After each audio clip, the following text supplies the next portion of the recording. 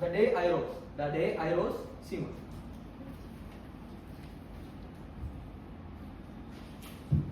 Let me start this with a quote.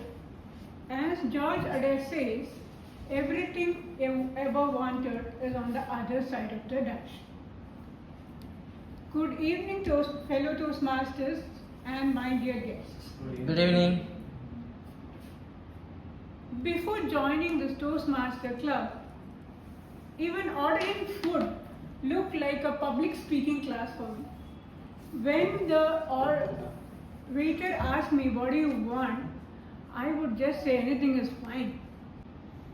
If you all would have probably met me as a child, you would have described me as a timid, fearful, and quiet child. I was brought up in a very strict environment where talking up was not encouraged. Even I didn't have the independence of expressing my views openly or thinking very freely about what I wanted. Unknowingly, I developed a feeling of fearfulness. I started thinking before even speaking to others, like what will be their opinion, what will they think about me, or maybe my words might hurt them, and so on and so forth.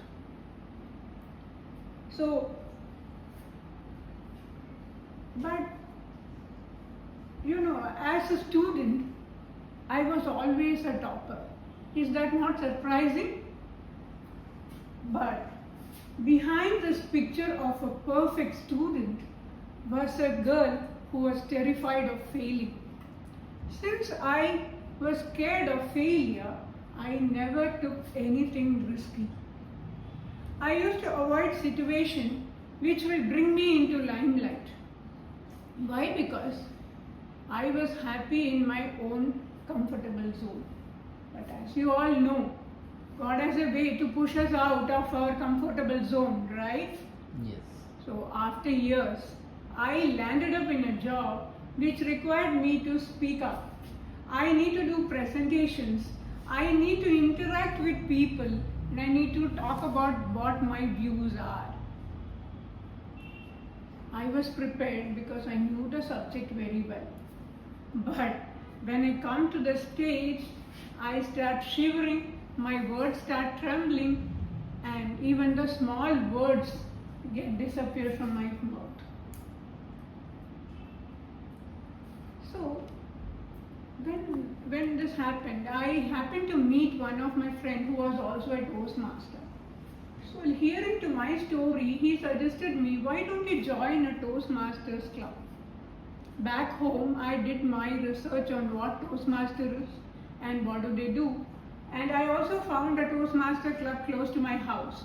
That's how I landed here in this club one Sunday evening. I was received with great warmth and enthusiasm, but still I chose to sit in the last bench and be a spectator here. But that is not always true, right? That is not the reason why I'm here. So suddenly the meeting started and I was called upon stage to give my introduction. My eyes were filled with darkness. I didn't know what to speak. But I grabbed my courage. I came onto the stage. I just introduced myself and I just went back to watch the show. The meeting ended. And again I was called upon to the stage to give my feedback. But this time, I was bold. I walked onto the stage with courage. I gave my feedback. Though it was not a perfect speech, I remember, I was shivering, my words were trembling. But for the first time in my life, I decided to come out of my fear and talk in front of the people. So from then, I understood that Toastmaster is not a place where people learn about making speeches or public speaking, but it is a place where people like me overcome their fear, understand their inner voices, and come out of their comfort zone. So when I look at that child who was very fearful and timid, I realized that fear doesn't leave us one fine night.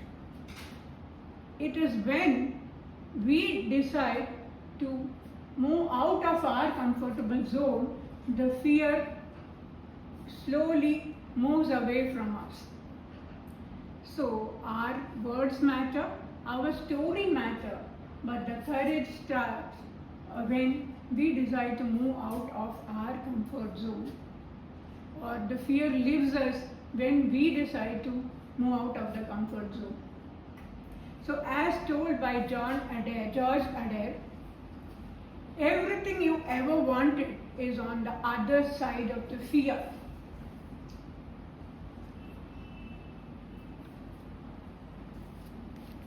So the day I rose was the day I decided to move out of my fear.